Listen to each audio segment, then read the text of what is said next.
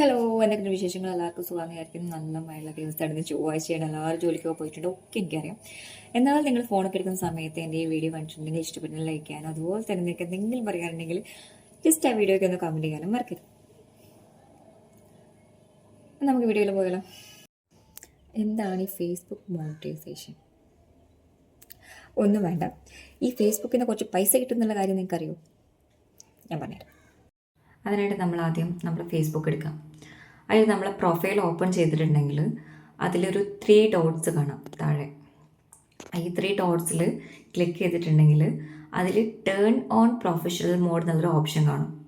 അതിൽ ക്ലിക്ക് ചെയ്തിട്ടുണ്ടെങ്കിൽ നിങ്ങളുടെ അക്കൗണ്ട് പ്രൊഫഷണൽ മോഡിലേക്ക് ആക്റ്റീവ് ആവും.